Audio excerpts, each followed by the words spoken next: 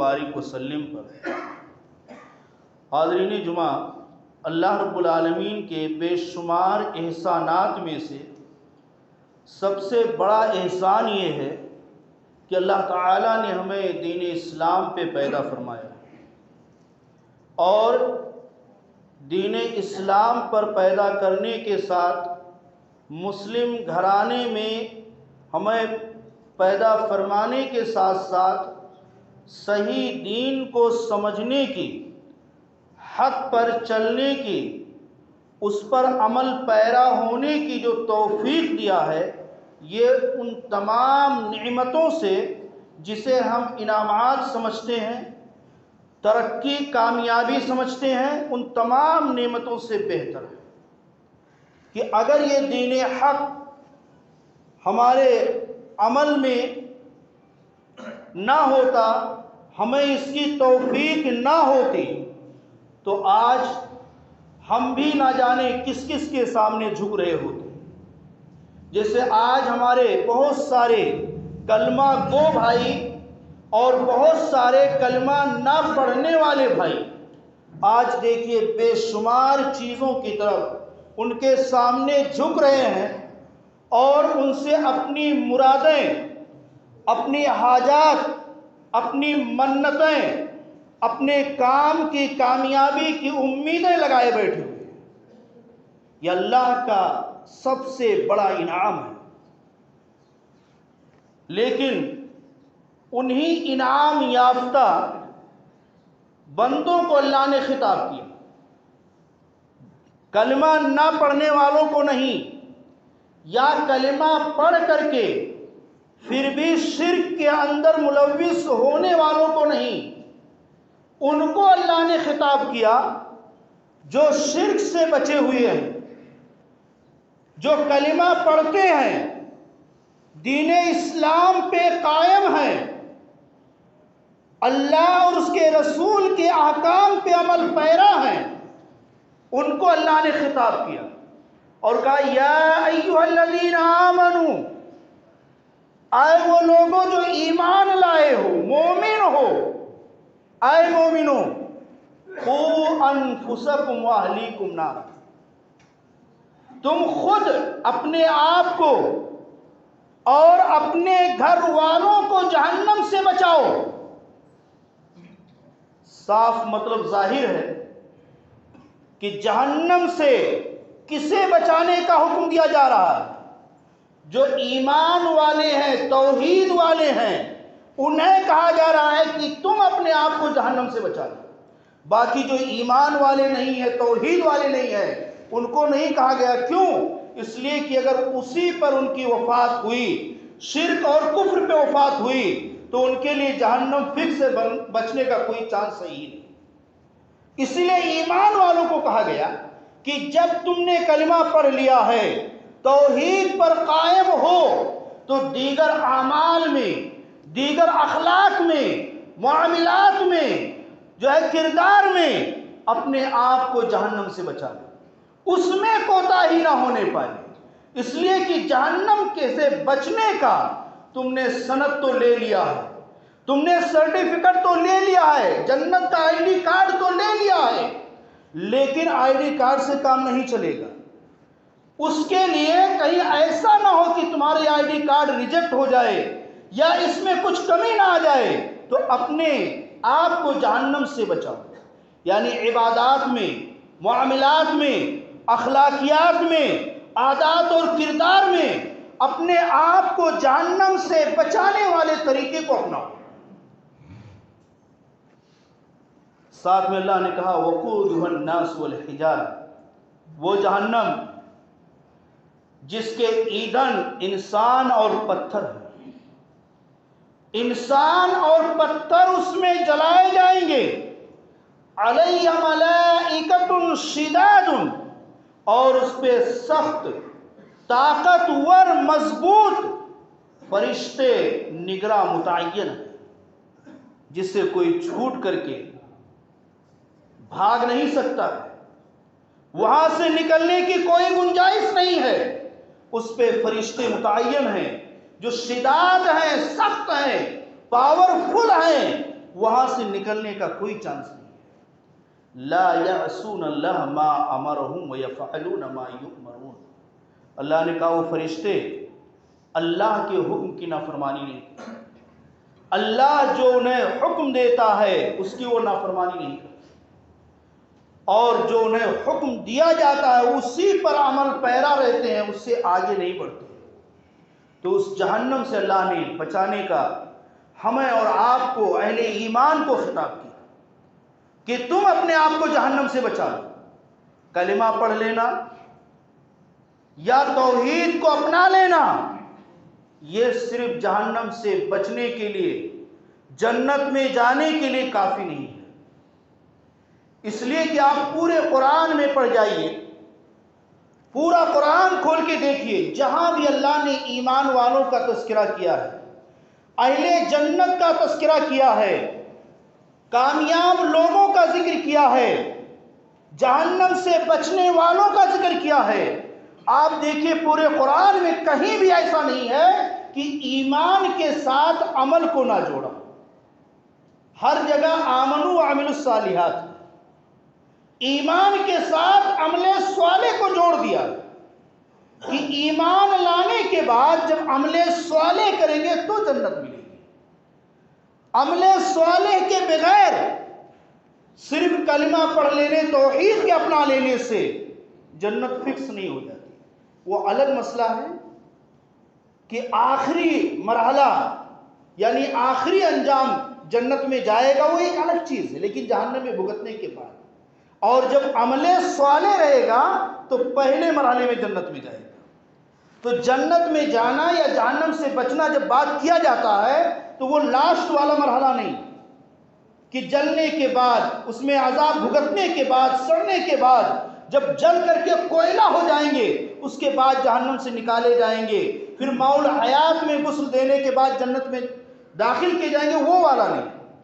جب بھی جنتیوں کی بات کی جاتی ہے کہ جنت میں جانا یا جہنم سے بچنا تو اول مرحلے میں جہنم سے بچ جائے اور جنت میں چلے جائے۔ تو اول مرحلے میں جنت میں جانے کے لیے عمل صالح شرط ہے، بغیر عمل صالح کے کوئی بھی یہ امید لگا کر کے نہ بیٹھے کہ ہم نے توحید کو اپنا لیا ہے، کلمہ پڑھ لیا یہ ہمارے لیے کافی ہے۔ ہر جگہ اللہ نے عمل صالح کو ساتھ میں جوڑا ہے اور اس جہنم سے بچنے کی تاکید کیا ہے کہ تم خود بھی بچو، اپنی اولاد کو بھی بچاؤ۔ کون سی وہ جہنم ہے؟ جس جہنم کے آگے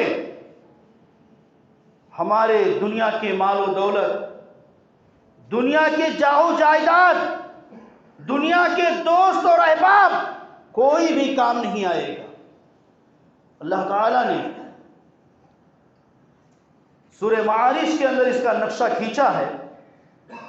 کہ یود المجرمون لو یفتدی، کہ مجرمین اس دن تمنا کریں گے جنہوں نے گناہوں کا ارتکاب کیا، اپنی گناہوں کی وجہ سے جہنم کے حوالے ہوئے، قیامت کے دن چاہیں گے کہ اگر ان کے بچاؤ کے لیے فدیے کے طور پہ، جرمانے، ڈنڈ اور تاوان کے طور پہ، ان کے بدلے میں ان کے بیٹوں کو، بیویوں کو، ان کے کنبہ قبیلے کو، سارے وہ رشتہ دار جو ان کو پناہ دیتے تھے ان تمام کو، حتیٰ کہ تمام دنیا کے تمام سامان اور تمام لوگوں کو لے لیا جائے، اس کو چھوڑ دیا جائے، یہ مجرمین تمنا کریں۔ اللہ نے کہا کلا، ہرگز نہیں، ایسا نہیں ہوگا۔ نزاعۃ للشوا، یہ جہنم کی آگ شعلے والی، یہ چہرے کو، سر کو اور جسم کے چمڑے کو جلا کر کے رکھ دینے والی ہے، چہرے کو بھون دینے والی ہے یہ نزاعۃ للشوا، تدعو من ادبر وتولی، اور یہ جہنم پکارے گی، بلائے گی اس شخص کو جس نے دنیا میں قرآن و حدیث سے منہ پھیرا ہوگا، پیٹھ دکھایا ہوگا، منہ موڑا ہوگا، عمل صالح نہیں کیا ہوگا، ان تمام لوگوں کو یہ جہنم بلائے گی جہنم کا بلانا کیا ہے، اس کے بارے میں جو ہے مفسرین کے 3 قول ہیں۔ پہلا قول تو یہ ہے، اور جو زیادہ حقیقت سے قریب ہے یا زیادہ صحت سے جو قریب پہلا قول راجح جو زیادہ ہے، کہ اللہ رب العالمین جہنم کو ادراک دے گا۔ ادراک یعنی شعور، بولنے کی قوت گویائی دے گا،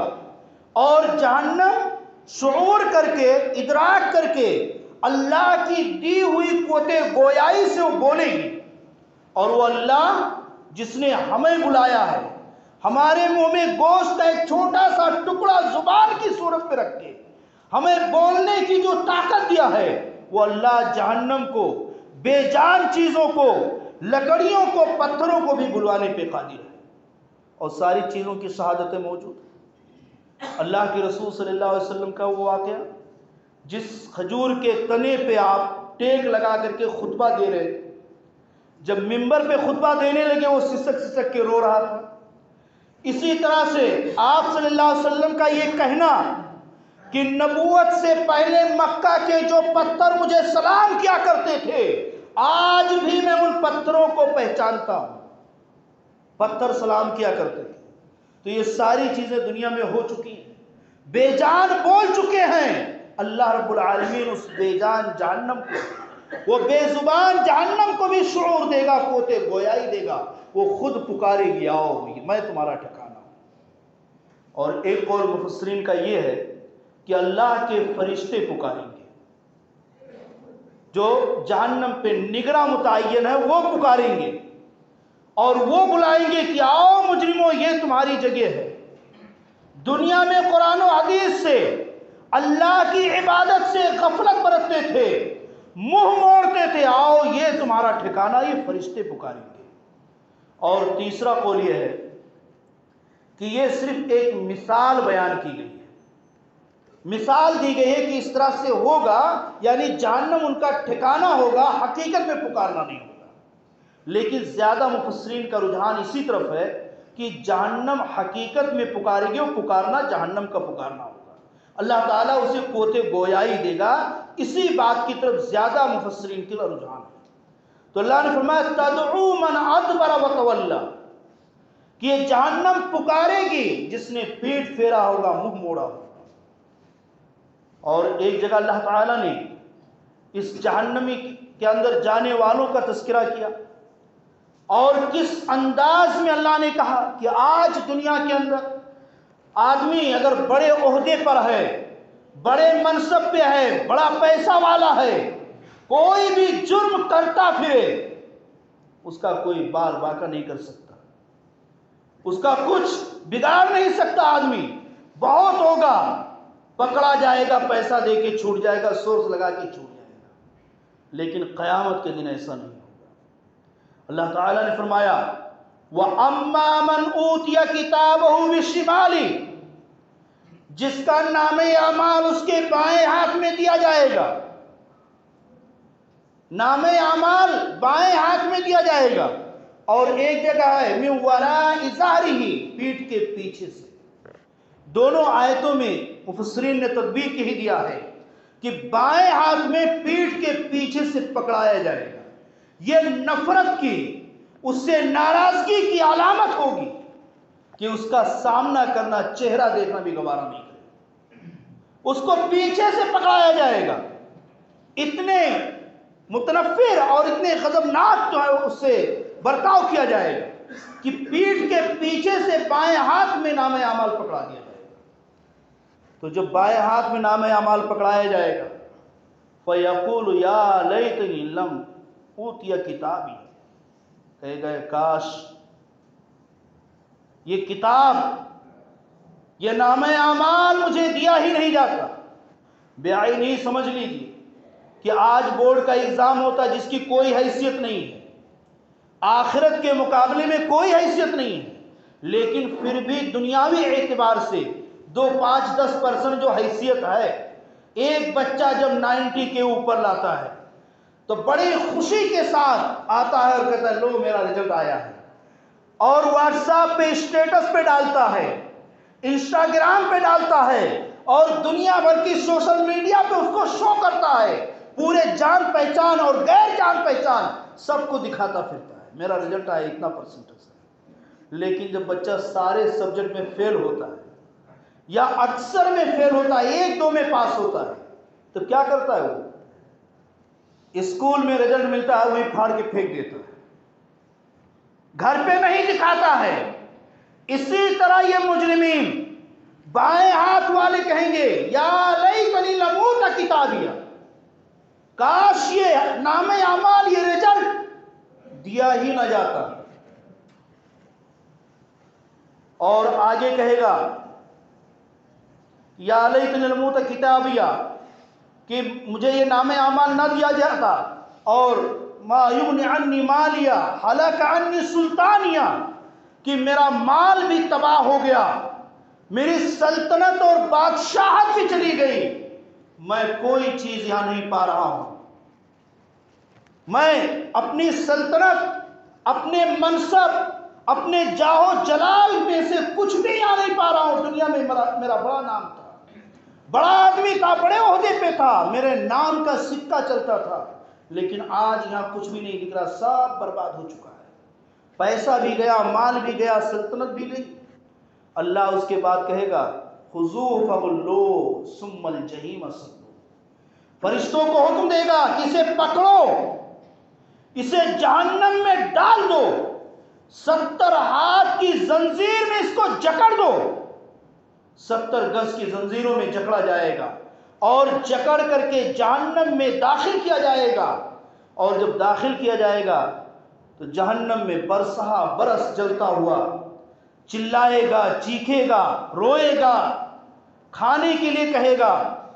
پانی کے لیے مانگے گا، اور جب برسہ برس گزر جائیں گے تو کھانے کے لیے زقوم کا درخت پیش کیا جائے گا، انا شجرۃ الزقوم، کہ زقوم کا درخت اس کو کھانے کے لیے دیا جائے گا، جس کے بارے میں اللہ نے کہا کہ کالمہل یغلی فی البطون، کھولتے ہوئے پگھلے تانبا کی طرح سے وہ پیٹ میں کھولے گا، کغلع الحمیم، جیسے کہ گرم کھولتا ہوا پانی ہوتا ہے، وہ تانبا جسے گرم پانی کھولتا ہے اسے پگھلا ہوا تانبا بن کر کے وہ پیٹ میں کھولے گا۔ اور ایک جگہ کہا کہ اللہ نے کہ ان کا کھانا گسلین ہوگا، گسلین کے بارے میں صحابہ نے جب نبی سے پوچھا تو کہا جہنمیوں کے جسم سے نکلنے والے خون اور پیپ، اور ایک روایت میں ہے کہ جہنمیوں کے شرمگاہ سے نکلنے والے مواد اور پیپ، یہ ان کو دیا جائے گا کھانے کے لیے، بڑی کٹھنائی کے ساتھ وہ حلق کے نیچے اتاریں گے، اور نہ اس سے بھوک مٹے گی، نہ اس سے توانائی آئے گی، یعنی کھانے کے لیے جو چیزیں کام کرتی ہیں یا جن چیزوں کے لیے کھانا کھایا جاتا ہے اس میں سے کچھ بھی مقصد اس کو حاصل نہیں ہوگا، کہ کھانا آدمی کھاتا ہے انرجی لینے کے لیے، کھانا کھاتا ہے لذت کے لیے، کھانا کھاتا ہے پیٹ بھرنے کے لیے، اس زقوم کے درخت کو کھا کر کے، اس گسلین کو پی کر کے اسے کوئی بھی فائدہ حاصل نہیں ہوگا، لا یسمن ولا یغنی من جوع، سورہ غاشیہ میں اللہ نے کہا کہ لا یسمن، موٹا نہیں ہوگا، ولا یغنی من جوع، اور یہ کھانا اسے بھوک سے بے نیاز بھی نہیں کرے گا، یعنی بھوک بھی نہیں مٹے گی، تڑپ ویسے ہی باقی ہوگی، اور پھر اس اوپر سے کھولتا ہوا ماؤن حمیم گرم پانی پلایا جائے گا، اور جیسے ہونٹ کو لگائے گا اوپر کا ہونٹ جل کر کے سکڑ کر کے اوپر چلے جائیں گے، اور نیچے کا ہونٹ سکڑ کر نیچے چلائے گا، اور بھیانک چہرہ اس کا بن جائے گا، حلق کے اندر گھونٹ اتارتے ہی اللہ کے رسول صلی اللہ علیہ وسلم نے حدیثوں کے اندر بڑی تفصیل کے ساتھ بیان کیا کہ اس کے اندر کی ساری اکڑیاں، اور قرآن میں بھی اجمالاً اس کا تذکرہ ہے کہ اس کے اندر کی اکڑیاں یہ کٹ کر کے گل کر کے اس گرم پانی سے جل کر کے اس کے پائخانے کے راستے سے باہر نکل جائے گی، یہ کھولتا ہوا پانی اور کھانا اس کے استقبال کے لیے دیا جائے گا، اور اس کے جہنم کے آگ کی گرمی کا عالم یہ ہوگا کہ اللہ کے رسول صلی اللہ علیہ وسلم نے فرمایا کہ فضلت، کہ جہنم کے آگ کو برتری دی گئی ہے، فضیلت دی گئی ہے، یعنی اس کے گرمی اور حرارت کے ٹمپریچر کو بڑھایا گیا ہے ب69 جزء، 69 ڈگری زیادہ، یعنی دنیا کی آگ کی گرمی کی جو حرارت ہے، جو ٹمپریچر ہے، اس سے 69 گنا اور زیادہ ہے وہ۔ صحابہ نے جب اللہ کے رسول نے یہ فرمایا کہ جہنم کی آگ دنیا کے آگ کے 70 حصوں میں سے ایک حصہ ہے، یہ جہنم کی آگ کے مقابلے میں دنیا کی آگ 70 حصوں میں سے ایک حصہ ہے، تو صحابہ نے کہا کہ اللہ کے رسول، جلانے کے لیے تو یہ دنیا کی آگ کافی تھی، دنیا کی آگ کا ٹمپریچر اتنا ہے کہ کوئی نہیں بچ پائے گا، پھر اتنا زیادہ وہ آگ تیز، تو آپ نے کہا کہ اس کو 69 یعنی 69 گنا زیادہ اس کو فضیلت دی گئی، برتری دی گئی۔ اور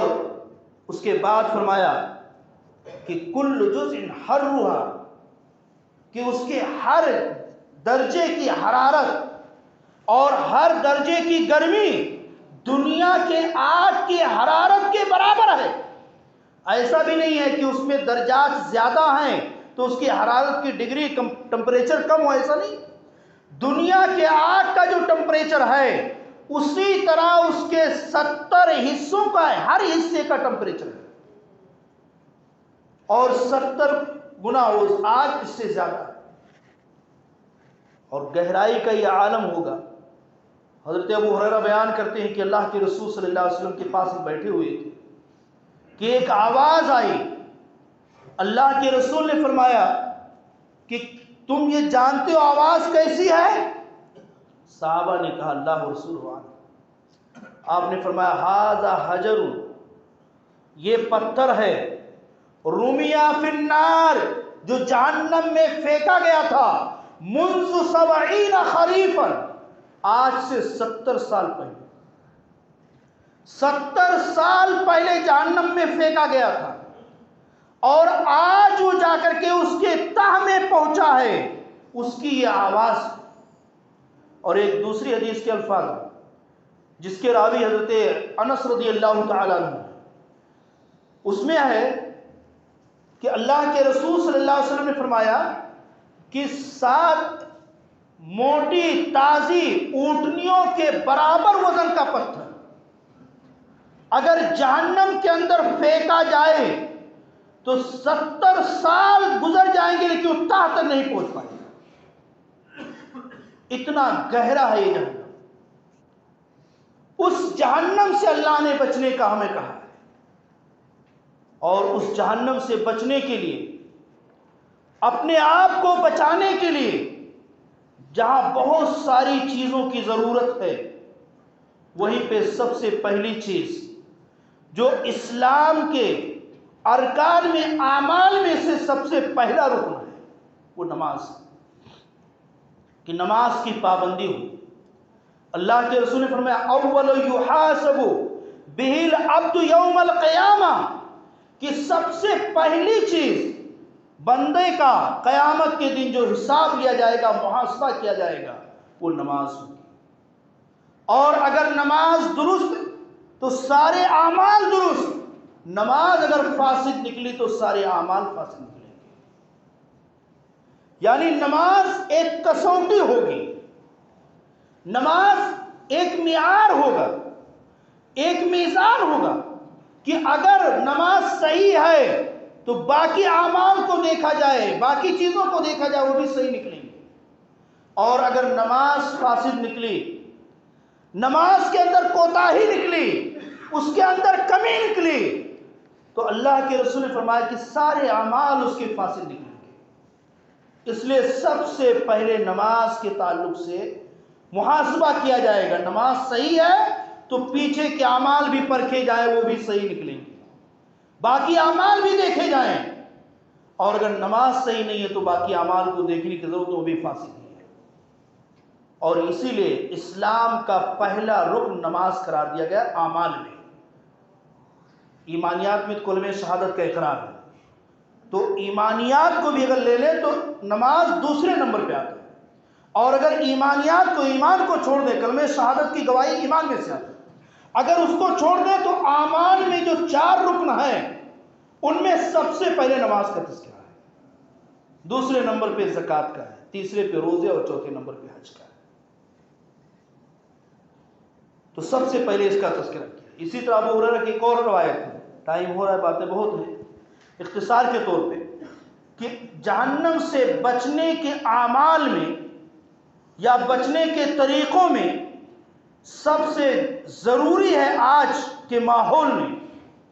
کہ ہم ان پر پابندی لگائیں. کن پر؟ ابو ہریرہ کہتے ہیں کہ اللہ کے رسول صلی اللہ علیہ وسلم سے سوال کیا گیا کہ اللہ کے رسول صلی اللہ علیہ وسلم، جہنم میں جانے کے اسباب میں سے سب سے زیادہ سبب کون سی چیز ہے؟ یعنی کس سبب سے آدمی سب سے زیادہ جہنم میں جائے گا، زیادہ جہنمیوں کی تعداد کس بنیاد پہ ہوگی؟ اللہ کے رسول صلی اللہ علیہ وسلم نے 2 چیزوں کا ذکر کیا، الفم والفرج، یعنی زبان، منہ اور شرمگاہ. یہ دونوں چیزیں جہنم میں جانے کے اسباب میں سے سب سے بڑا سبب بنیں گی. اکثر جہنمیوں کی تعداد انہی 2 سببوں پہ ہوگی. جہنمیوں کی اکثریت انہی 2 وجہ سے جہنم میں جائیں گے. تو ان پہ بریک لگانا، ان کو قابو میں رکھنا، کنٹرول کرنا ان کو بہت ضروری. آج ہم زبان سے بلا سوچے سمجھے ایسی باتیں نکال جاتے ہیں کہ اگر اس کے معنی پہ، مفہوم پہ، اس کی گہرائی پہ غور کیا جائے تب سمجھ میں آتا ہے کہ ہم نے کتنی بڑی بات کہی، لیکن ہمیں کوئی احساس نہیں ہوتا. چلتے پھرتے، اٹھتے بیٹھتے جھوٹ، گالی گلوچ، چغلی، مکاری، غداری اور دنیا بھر کی زبان کو غلط طریقے سے استعمال کرتے ہیں اور اس کو ایک فن سمجھتے ہیں. جو جتنا زیادہ مکاری کر لے جائے، جو جتنا زیادہ غیبت کرتا ہو، جتنا زیادہ وہ جھوٹ بول لے جائے، بڑا ہوشیار ہے، بڑا ماہر ہے، اس کو ایک فن سمجھا جاتا ہے. تو اللہ کے رسول نے فرمایا کہ زبان یعنی منہ، اور فم کا لفظ ہے، فم مانے پورا منہ آ جاتا ہے، زبان الگ سے اندر ایک حصہ ہے اور فم مانے منہ پورا آ جاتا ہے. تو اگر فم کے لفظ کو لیں تو 2 معنی نکلتا ہے. ایک تو زبان کا صحیح استعمال، اور دوسرا منہ میں جو لقمہ جاتا ہے اس کا صحیح ہونا. اس لیے کہ الفم الفرج کا منہ زیادہ سبب بنے گا جہنم میں جانے کا، اور اس منہ سے جو حرام لقمہ جاتا ہے وہ سبب بن جاتا ہے، اور اس منہ کے اندر جو زبان ہے وہ زبان سبب بن جاتی ہے. تو ان دونوں کا، جب دونوں مفہوم کا خیال رکھنا کہ اس منہ میں جو بھی ڈالیں گے وہ حلال چیز ڈالیں گے، حرام چیز اس منہ میں نہیں جائے گا، چاہے وہ پان، بیڑی، گٹکا، سگریٹ کی شکل میں ہو، یا چوری، بےایمانی، سود خوری کی کمائی کی شکل میں ہو، یا حرام چیزیں جن کو شریعت نے حرام کر دیا ہے وہ حرام چیزیں ہوں. آدمی جب حرام کی بات آتی ہے تو صرف کمائی پہ غور کرتا ہے. ارے ہم تو حلال کما رہے ہیں نا. ایک آدمی بکرے کا گوشت 700 روپے میں حلال کمائی سے خرید کر کے حلال کھاتا ہے، اور وہی بکرے کا گوشت ایک آدمی حرام کمائی سے خرید کر کے حرام کھاتا ہے. بکرے کا ہی گوشت ہے، ایک حلال کھا رہا ہے، ایک حرام کھا رہا ہے. اسی طرح سے ایک حرام کما کر کے حلال کھا رہا ہے بکرے کا گوشت خرید کر کے، اور ایک حلال کما کر کے وہ گٹکا، پان، بیڑی، سگریٹ کھا رہا ہے، حرام چیز ہے. تو صرف کمائی پہ دھیان نہیں دینا، دونوں پہ دھیان دینا. حرام کماؤ، حلال میں خرچ کرو، حرام مت کھاؤ، اور حرام کما کر کے بھی حلال کھاؤ گے تب بھی غلط ہے. یعنی کمائی بھی حلال ہو اور جو کھا رہے ہو چیز بھی حلال، دونوں کو حلال ہونا ضروری ہے. تو ایک تو یہ کہ منہ میں جو چیز ڈالیں گے وہ حرام نہ ہو، پاک جائز اور حلال چیز، اور دوسرا زبان کو صحیح استعمال کریں گے، اور دوسری چیز شرمگاہ کے بارے میں اللہ کے رسول کہ یہ سب سے زیادہ جہنم میں جانے کا باعث ہوگا، یعنی اس کو غلط استعمال کرنے سے پرہیز کیا جائے۔ اور ایک اور روایت میں اللہ کے رسول نے فرمایا کہ جو مجھے 2 چیزوں کی ضمانت دے دے میں اس کو جنت کی ضمانت دیتا ہوں، اور وہ 2 چیزیں کیا ہیں؟ آپ نے فرمایا کہ جبڑے کے درمیان کی چیز، جبڑے کے درمیان یعنی زبان، اور دونوں پیروں کے درمیان کی چیز یعنی شرمگاہ، ان دونوں کی جو ضمانت دے دے کہ پوری زندگی کبھی بھی ان کو غلط استعمال نہیں کرے گا، میں اس کو جنت کی ضمانت دیتا ہوں، تو اس کو ضرور جنت ملے گی۔ یہ اللہ کے رسول صلی اللہ علیہ وسلم کا فرمان۔ اللہ تعالیٰ سے چند باتوں پہ دعا ہے کہ الہ العالمین